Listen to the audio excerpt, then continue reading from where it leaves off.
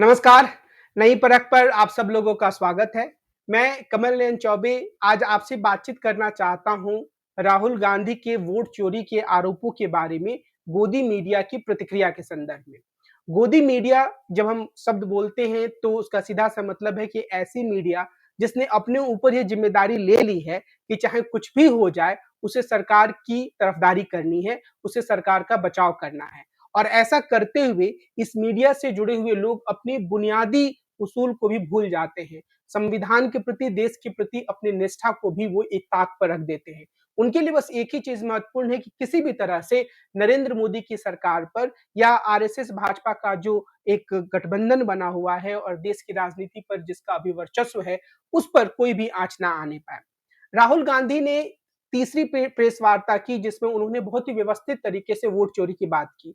और इस प्रेस वार्ता की जो महत्वपूर्ण बात थी वह यह कि उन्होंने पिछले हरियाणा विधानसभा चुनावों में बहुत ही साफ तरीके से वोट चोरी का मामला सामने रखा और उन्होंने यह कहा कि तकरीबन 25 लाख जो वोटर्स हैं वो फर्जी थे या 8 में से 1 वोटर फर्जी था और उन्होंने इसके कुछ उदाहरण दिए। लेकिन इन उदाहरणों के साथ-साथ उन्होंने बहुत सारा जो एक स्पाइरल बाइंडिंग के साथ डॉक्यूमेंट था, उसे भी सामने रखा।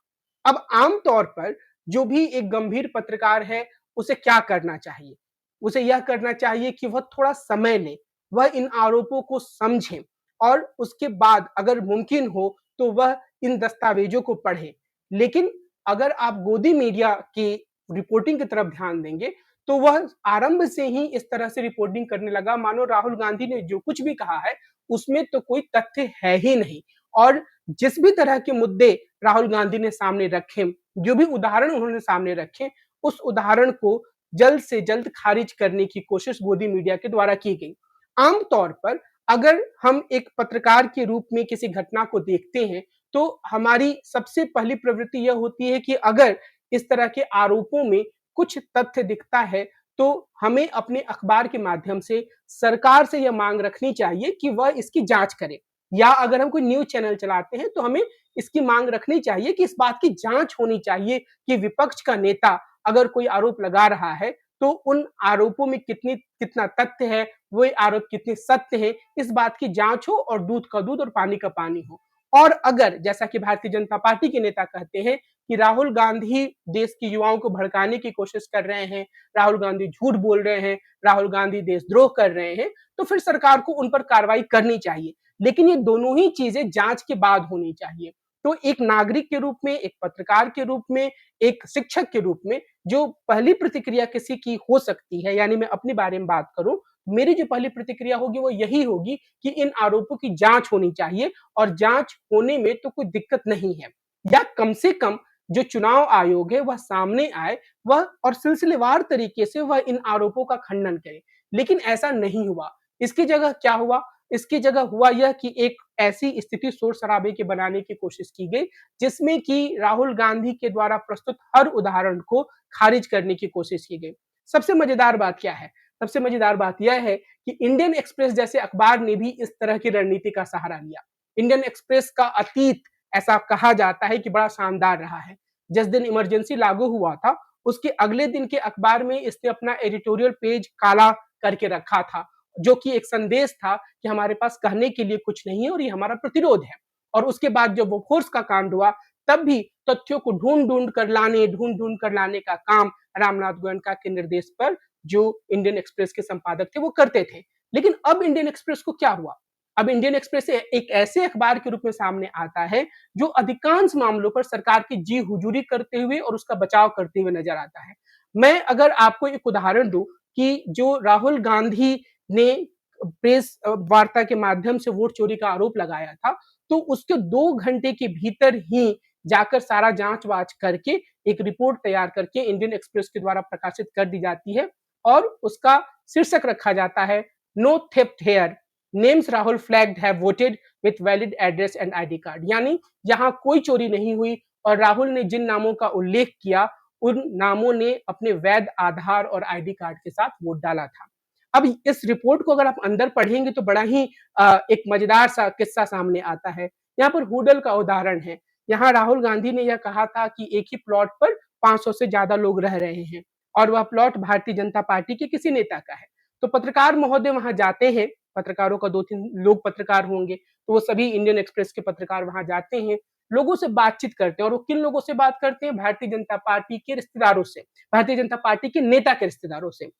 अब ये नेतागण के जो रिश्तेदार हैं, वो ये कहते हैं कि नहीं जी, ऐसा तो कुछ है नहीं, हमारा प्लॉट एक ही है और उसी के कारण से एक एड्रेस दिया गया है। इसके आगे की तहकीकात करने की कोशिश पत्रकारगण नहीं करते हैं। ये सीधे तौर पर एक स्टोरी लिखते हैं और इंडियन एक्सप्रेस में वह स्टोरी आ जाती है। क्या आप यह सोचते हैं कि भारतीय जनता पार्टी के नेता के परिवारगण अपने ऊपर लगे आरोपों के बारे में कुछ और कहते? क्या वे यह स्वीकार कर लेते कि नहीं भैया, हमारे यहाँ से ही वोट चोरी का कारखाना चल रहा था? ऐसा तो वो नहीं कर सकते थे। इसके अलावा वो 2-3 लोगों से मिले, जिनके ऊपर यह कहा गया था कि ब्राज़ीलियन मॉडल का चेहरा उनके आईडी कार्ड पर था। और उनके बारे में जब यह कहा गया कि जब ऐसे लोगों से वो मिले, तो उन लोगों ने कहा कि नहीं-नहीं, अपने अपना वोट डाला था। इसमें 2 बातें हैं। एक तो यह कि क्या पत्रकारों ने यह जाँच करने की कोशिश की कि इन लोगों पर कोई दबाव तो नहीं है? और अगर उन्होंने ये जाँच नहीं की तो ये एक बहुत बड़ी खामी है। क्योंकि जो भी सरकारी तंत्र है, वह इस तरीके से आज के दौर में काम करता है कि जिस व्यक्ति को भी विपक्ष की तरफ से बोलने की एक का एक मौका मिलता है, तो उससे अगले दिन यह कहलवा दिया जाता है कि उसे दबाव डालकर विपक्ष ने यह काम करवाया। और ये चीज़ पहले भी हो चुका है। जैसे मैं आपको एक उदाहरण दूँगा कि जब बिहार में एसआईआर हो रहा था, तो बहुत सारे लोगों को विपक्ष ने, राहुल गांधी ने मंच पर प्रस्तुत किया, जिसमें उन्होंने यह कहा कि उनका वोट कट गया है।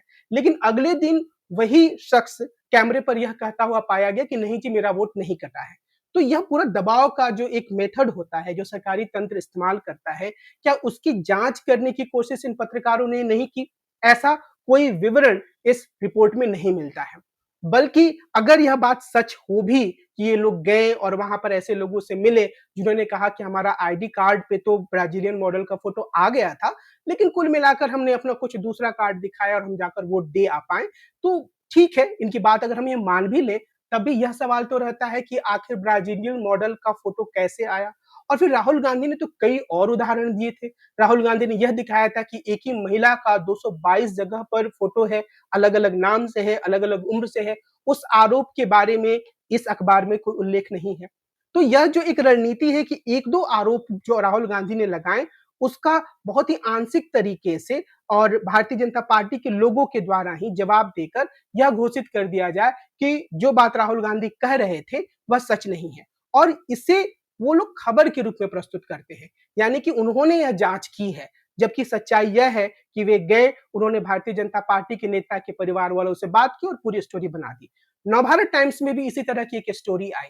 वहाँ बात की उन लोगों से, नवभारत टाइम्स के पत्रकार ने, या फिर उन लोगों ने खुद आकर यह कहा कि वो ऐसे लोग थे जिनके बारे में राहुल गांधी ने कहा था कि इनका 2 जगह पर वोटर लिस्ट में नाम है, उत्तर प्रदेश में भी और हरियाणा में भी, और ये लोग भारतीय जनता पार्टी के एक बड़े नेता के सहयोगी थे और पंचायत स्तर पर पद भी संभाल चुके थे। ऐसे एक व्यक्ति प्रहलाद जी थे। अब उन्होंने ये आगे आकर कहा कि उन्हें यह पता नहीं है कि हरियाणा में भी वोटर लिस्ट में उनका नाम है, तो उन्हें इससे कोई मतलब नहीं है। तो अखबार ने ये शीर्षक लगा दिया कि राहुल गांधी जो आरोप लगा रहे थे, वो तो झूठा साबित हो गया। तो क्या प्रहलाद जी आकर ये कहेंगे कि वो वोट चोरी में शामिल रहे हैं? भारतीय जनता पार्टी के कार्यकर्ता के रूप में उन्होंने भारतीय जनता पार्टी की इस तरह से सेवा की है, वो तो ये नहीं कह सकते हैं। फिर पत्रकारों को तो थोड़ा आगे जाना चाहिए। प्रहलाद जी जो बातें कह रहे हैं, उसकी थोड़ी जाँच-पड़ताल करनी चाहिए। और प्रहलाद जी एकमात्र ऐसे उदाहरण नहीं है जो राहुल गांधी दे रहे थे। राहुल गांधी ने तो बाकायदे स्पाइरल बाइंडिंग में बहुत सारा सबूत दिया, पत्रकारों ने उसकी जाँच क्यों नहीं की? और एक मज़ेदार चीज़ मैंने आज नोटिस की, और वह मज़ेदार चीज़ यह थी कि जो हमारे मुख्य चुनाव आयुक्त हैं ज्ञानेश जी, उन्हें दक्षिण अफ्रीका से किसी ने बधाई संदेश भेजा। और वो बधाई संदेश क्या था कि आप बिहार में चुनाव करवा रहे हैं। यह खबर कहाँ से आई? सूत्रों से आई। यानी कि एक कोशिश है कि किसी भी तरीके से दिखाया जाए कि जो चुनाव आयोग की संस्था है, वो तो काफ़ी इंटैक्ट है और दुनिया भर के लोग उस पर भरोसा कर रहे हैं और उससे प्रेरणा ग्रहण कर रहे हैं। लेकिन हकीकत यह है कि चुनाव आयोग के पास राहुल गांधी के द्वारा लगाए गए आरोपों का कोई सीधा जवाब नहीं है। और अगर उनके पास जवाब होता, तो वो निश्चित रूप से व्यवस्थित तरीके से यह जवाब प्रस्तुत करते। उन्होंने ऐसा नहीं किया, बल्कि ऐसा करने की ज़िम्मेदारी सूत्रों के माध्यम से गोदी मीडिया के चैनलों को या गोदी मीडिया के अखबारों को सौंप दी गई। और इस पूरे जवाब में बार-बार यही बात सामने आती है कि पहले शिकायत क्यों नहीं की गई? अगर पहले शिकायत नहीं की गई, तो अब शिकायत करने का कोई मतलब नहीं है। और यह जो जवाब है, अगर आप इसकी वैधता को मापना चाहते हैं, तो मैं आप लोगों से यह अनुरोध करूँगा कि चाहे वो आज तक चैनल हो, चाहे वो कोई भी गोदी मीडिया का चैनल हो, उसमें जहाँ पर वोट चोरी की खबर है, उसके नीचे कमेंट सेक्शन होता है। कमेंट सेक्शन में लोग किस तरह के कमेंट कर रहे हैं, आप वो जाकर पढ़ लीजिए। वो सारे के सारे कांग्रेस के पेड ट्रोल्स नहीं हैं, बल्कि वो आम लोग हैं। मैं ऐसा क्यों कह रहा हूँ? क्योंकि कांग्रेस के पास तो इतनी क्षमता नहीं है जितनी भारतीय जनता पार्टी की ट्रोल आर्मी बड़ी है। और हर कमेंट में एक तरीके से धुलाई हो रही है गोदी मीडिया की, धुलाई हो रही है मुख्य चुनाव आयुक्त की और धुलाई हो रही है भारतीय जनता पार्टी की। लेकिन सरकार यह दर्शा रही है, चुनाव आयोग ये दर्शा रहा है कि उन्हें इन बातों से कोई फ़र्क नहीं पड़ता। अगर वे अपनी ट्रोल आर्मी के माध्यम से, वे अपनी खरीदी हुई मीडिया के माध्यम से यह नैरेटिव चलवा दें कि राहुल गांधी जो बोल रहे हैं उसमें कुछ सत्य नहीं है, तो 1 दिन के बाद, 2 दिन के बाद, 3 दिन के बाद और इक्का-दुक्का उदाहरणों के माध्यम से वे यह साबित कर देंगे कि राहुल गांधी तो बस बोलते रहते हैं, आरोप लगाते रहते हैं, उनके आरोपों में दम नहीं है। लेकिन हकीकत यह है कि धीरे-धीरे, धीरे-धीरे करके यह बात लोगों के ज़हन में बैठती जा रही है कि जो चुनाव आयोग है, वह पूरी तरीके से भारतीय जनता पार्टी का सत्ता कायम रखने का एक औज़ार बन चुका है। और ख़ास तौर पर वो कई पिछले चुनाव में ऐसा कर रहा है। और जिस चुनाव की बात राहुल गांधी ने की, हरियाणा का चुनाव, वह भारतीय जनता पार्टी और नरेंद्र मोदी के अस्तित्व के लिए अत्यंत महत्वपूर्ण था। अगर नरेंद्र मोदी वह चुनाव हार जाते, तो और उसके बाद अगर महाराष्ट्र का चुनाव भी हार जाते, तो आज वो प्रधानमंत्री नहीं होते। लेकिन वहाँ से वापसी करके उन्होंने कुछ हद तक एक जिसे हम कहते हैं कि कुछ साँसें प्राप्त कर लीं प्रधानमंत्री के रूप में कि अभी मैं कायम रह सकता हूँ, आरएसएस से मुझे कोई ख़ास खतरा नहीं होने वाला है। तो वो चुनाव उनके अस्तित्व के लिए काफ़ी महत्वपूर्ण था। इसलिए अगर हम इन चुनावों के बारे में कोई गंभीर आरोप सामने से आता हुआ या विपक्ष की तरफ से आता हुआ देखते हैं, तो हमारी ये कोशिश होनी चाहिए कि उन आरोपों की तथ्यगत पड़ताल हो, बजाय इसके कि सिरे से उसे खारिज कर दिया जाए। और सबसे मज़ेदार बात यह है कि किसी भी जो मीडिया चैनल है या इंडियन एक्सप्रेस जैसे जो अखबार हैं उनके द्वारा यह माँग नहीं रखी गई है कि चुनाव आयोग इनकी जाँच कराए या फिर चुनाव आयोग व्यवस्थित तरीके से इन आरोपों की सफाई दे। तो इससे इन सभी अखबारों का, इंडियन एक्सप्रेस जैसे अखबार का या गोदी मीडिया के जो इलेक्ट्रॉनिक मीडिया के जो चैनल है, उनकी विश्वसनीयता का काफ़ी क्षरण हुआ है। वो क्षरण पहले से हो चुका था, लेकिन कुछ लोग हैं जो कुछ मुद्दों पर थोड़ा-सा तटस्थ सा रवैया अपनाकर यह भ्रम बनाए रखते हैं कि असल में वो सरकार की कुछ मुद्दों पर आलोचना भी कर सकते हैं। लेकिन मोटे तौर पर अगर आप थोड़ा नज़दीक जाकर देखेंगे, तो ये सभी अ, इस रूप में काम कर रहे हैं कि सरकार को, नरेंद्र मोदी की सरकार को किसी भी आरोपों से बचाया जाए। मुझे यह लगता है कि कोई भी जो ज़िम्मेदार नागरिक है, वह यह माँग रखेगा कि जो आरोप विपक्ष के नेता ने लगाए हैं, उसके बारे में दूध का दूध और पानी का पानी होना चाहिए। अगर विपक्ष के नेता राहुल गांधी के आरोप गलत हैं, तो सार्वजनिक रूप से इसे सरकार के द्वारा सिद्ध किया जाना चाहिए कि यह आरोप गलत है। और अगर उनके आरोप सही हैं, तो उसके हिसाब से फिर कार्रवाई होनी चाहिए।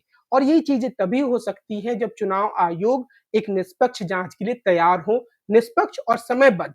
ऐसा ना हो कि वह जाँच इतनी लंबी हो जाए कि वो 5 साल, 10 साल तक वो जाँच चली रही है। कोई ऐसी जाँच पद्धति होनी चाहिए कि 3 या 4 महीनों में निष्कर्ष सामने आ जाए। और अगर ऐसा नहीं होता है, अगर मीडिया के माध्यम से इस पूरे मामले की लीपापोती करने की कोशिश की जाती है, तो हमें यह भी समझ लेना चाहिए कि निश्चित रूप से पूरी दाल काली थी। आज की अपनी इस चर्चा को मैं इसी बिंदु पर विराम देता हूँ। हम कल फिर मिलेंगे और देश की राजनीति से जुड़े किसी मुख्य मसले पर आपसे चर्चा करेंगे।